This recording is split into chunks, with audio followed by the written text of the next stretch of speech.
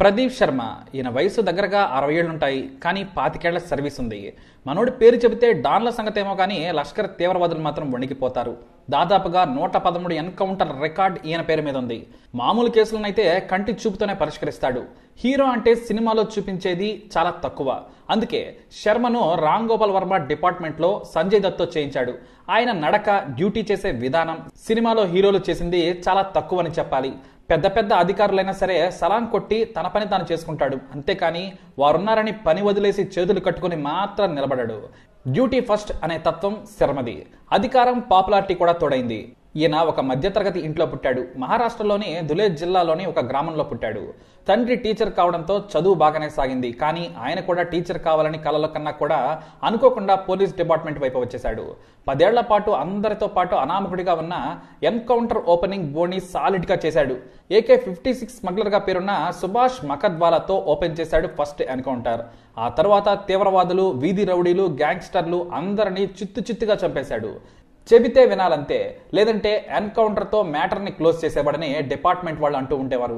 ఇక మహారాష్ట్రలో పొలిటీషియన్స్ ని కూడా వణికించి పారేశాడు. బాలీవుడ్ యాక్టర్స్ మాదిరిగానే శర్మ అంటే ముంబైలో బిగ్ సెలబ్రిటీ. అందుకేనేమో ఆయన మీద చాలా ఆరోపణలు కూడా వచ్చాయి. 2003లో బాంబ్ బ్లాస్ట్ నిందితుడు ఖ్వాజా యూనిస్ ప్రదీప్ ఇంటరాగేషన్ లోనే చనిపోయాడు. దీంతో అతనికి అండర్ వరల్డ్ డాన్ దావూద్ తో లింకులు ఉన్నాయనే ఆరోపణలు వచ్చాయి. నిజాలు బయటకు రాకుండా చంపేశాడనే రూమర్స్ కూడా వచ్చాయి. ఆ తర్వాత మాలాడ్ లో భూ ఆక్రమణ ఆరోపణలు వచ్చాయి.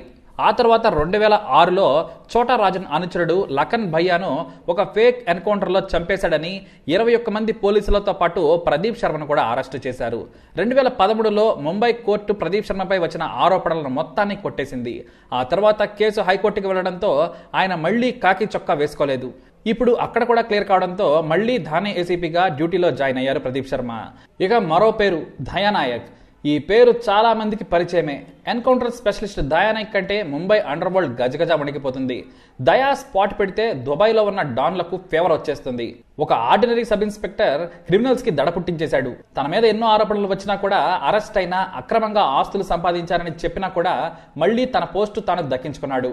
ఒక ఆర్డినరీ సబ్ ఇన్స్పెక్టర్ పేరు దేశమంతా తెలియడానికి గల కారణం దయా ధైర్యం.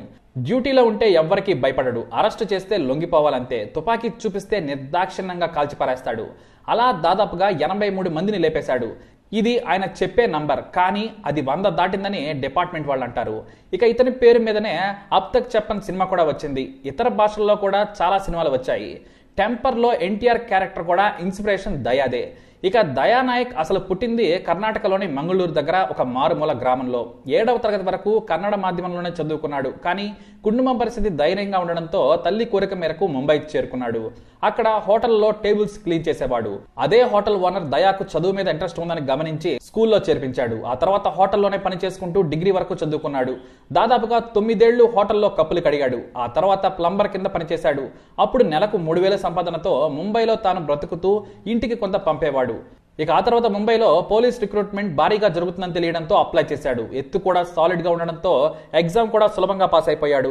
ఇక ట్రైనింగ్ పూర్తి కాగానే హీరోలా జాబ్ లో జాయిన్ అయిపోయాడు. పై అధికారులు ఎక్కడికి వెళ్లమన్నా సరే మాట్లాడకుండా డ్యూటీని పక్కాగా చేసేవాడు దయా. 1996లో జూహీ పోలీస్ స్టేషన్ లో పోస్టింగ్ రాగానే తానేంటో చుట్టుపక్కల అతి తొందరగా తెలిసిపోయాడు. పైగా అండర్ వరల్డ్ డాన్స్ కింద పనిచేసే వాళ్లను పట్టుకునేందుకు స్పెషల్ గా ఇన్ఫార్మర్స్ ని పెట్టుకుని చాలా షార్ప్ గా వ్యవహరించేవాడు. ఒకసారి డ్యూటీలో చేరిన మొదట్లోనే తన ఇన్ఫార్మర్ ఒక దగ్గరకు వస్తున్నారని సమాచారం ఇచ్చారు. అయితే వస్తారా లేదా అని డౌట్ గా ఉన్నా కూడా ఫార్మల్ డ్రెస్ లో తన యూనిట్ తో కలిసి వెళ్లాడు. వారిని చూసి లొంగిపోవాలని ఆదేశించాడు. కానీ వాళ్ళు తుపాకీతో కాల్పులు జరిపారు. దీంతో ముందు వెనక ఏమాత్రం ఆలోచించకుండా కాల్చి పారేశాడు. దీంతో ఒక్కసారిగా ముంబైలో హీరో అయిపోయాడు. పై అధికారులు తిడతారని భయపడ్డా కూడా చోటా రాజన్ గ్యాంగ్ మెంబర్స్ కావడంతో ఇంకా ధైర్యం చెప్పారు. అంతే, ఇక అక్కడి నుంచి వేట మొదలైంది. మనోడి ధైర్య సాహసాలను చూసి టాస్క్ ఫోర్స్ లో పడేశారు. అండర్ వరల్డ్ డానుల పేరు చెప్పుకొని హల్చల్ చేసే వారందరినీ ఏరిపారేశాడు. ఎంతలా అంటే చోటా రాజన్ స్వయంగా లైన్ లోకి వచ్చి బ్రతిమలాడుకున్నాడట. కానీ మనోడు తగ్గలేదు. కానీ ఇంకా రెచ్చిపోయాడు. ఒకసారి రాజన్ మనుషుల బాంబులు కూడా విసిరారు. అదృష్టవశాత్తు అది దూరంగా పడడంతో ప్రాణం పోలేదు. కానీ తీవ్ర గాయాల పాలై 17 రోజుల పాటు ఆసుపత్రిలో ఉన్నాడు. అలా దాదాపుగా 84 మందిని ఎన్కౌంటర్ చేసిన దయా 300 మంది క్రిమినల్స్ ని అరెస్ట్ చేశాడు. కానీ ఇదే దయా నాయక్ చోటా షకీల్ దావూద్ గ్యాంగ్ తో చేతులు కలిపాడనే ఆరోపణలు వచ్చాయి. ఆదాయానికి మించిన ఆస్తులున్నాయనే కేసులో 2006లో ఏసీబీ అరెస్ట్ చేసింది. ఆ తర్వాత అతనిపై వచ్చిన ఆరోపణలన్నీ కూడా అబద్ధాలని తేలాయి. కానీ మళ్లీ తన సొంతూరులో స్కూల్ ని ఏర్పాటు చేశాడు. తాను చదువుకున్న ఊరిలో 10th వరకు లేదని స్నేహితులతో కలిసి ఏర్పాటు చేశాడు. కానీ వాటికి ఫండింగ్ చోటా రాజు నుండి వచ్చిందని కూడా వార్తలు వచ్చాయి. ఈ స్కూల్ ఓపెనింగ్ కి అమితాబ్ బచ్చన్ కూడా రావడంతో ఆ స్కూల్ కి పాపులారిటీ ఎక్కువగా వచ్చింది. ఆ తర్వాత ఆ స్కూల్ ని కర్ణాటక గవర్నమెంట్ కి సరెండర్ చేశారు ఆయన. కోర్టుల్లో కేసులన్నీ క్లియర్ అయ్యాక 2016లో ఆయన విధుల్లో చేరారు. ఎప్పటి వరకు అయితే ఆయన ఎన్కౌంటర్స్ చేయలేదు. కానీ ఆయన ఎంట్రీతో బచ్చా రౌడీలు, క్రిమినల్స్ ఆ ఏరియా నుండి మాత్రం పారిపోయారు అని మాత్రం మీడియాలో చక్కగా వచ్చింది. ఇక దట్ ఈజ్ రియల్ కాప్ అని మీడియా ఆయన్ను మళ్లీ ఆకాశానికి ఎత్తేసింది.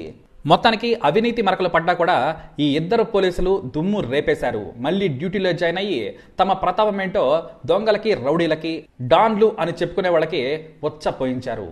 మరి వీరిపై మీ అభిప్రాయాన్ని తప్పకుండా కమెంట్ ద్వారా తెలియజేయండి. ఈ వీడియోని లైక్ చేయండి, షేర్ చేయండి, మా ఛానల్ని సబ్స్క్రైబ్ చేసుకోండి.